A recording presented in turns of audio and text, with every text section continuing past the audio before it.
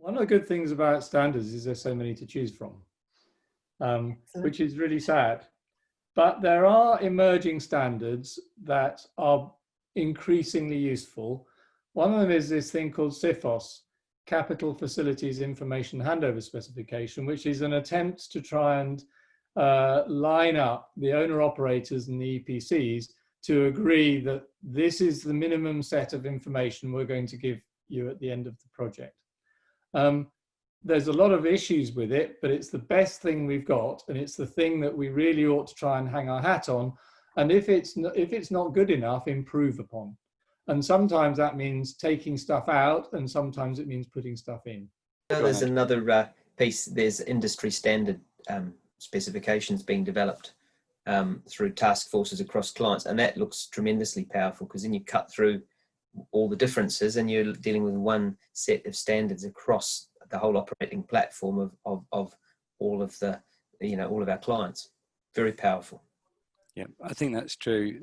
And generating standards is actually very difficult, detailed, time-consuming work. So I don't know if anyone's ever downloaded a World Wide Web XML schema for something. Like, you can put yourself to sleep very quickly trying to go through one of them. But that's the realities of what folks who write these data interfaces then have to implement.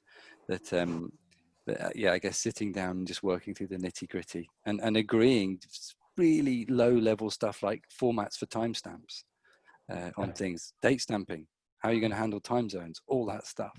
There's a lot of work to do at the low level. I mean, it is possible to translate from one standard in one system to another standard in another system, so long as there's a kind of one-to-one match. Let's take units of measure, for example. I don't mind if we get things coming in feet and inches and we have to produce it in meters, because there's a known and recognized translation standard for that. However, the more you introduce that sort of translation type approach, the more likely you are to A, make a mistake in the translations, and B, lose something. So and that's a matter of being pragmatic. Sometimes it's say, okay, everyone, we're going to use meters and centimeters and millimeters, and not allow anybody to use anything else. But sometimes it is appropriate to say, well, we're not going to finalize that standard right now. We're going to allow some translation. And there's a level of pragmatism to be had in that, and an area where, it's all about change management and bringing about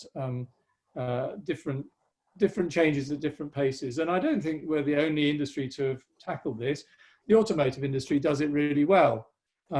So does shops. The fact that your barcode, it doesn't matter if you're in Waitrose, Sainsbury's, Tesco's or Asda, they're still the same barcode. How did they achieve that? That's enormously powerful, so that the manufacturers can print a thing on the packet of crisps that every supermarket reads and they know it's unique. That's enormously powerful.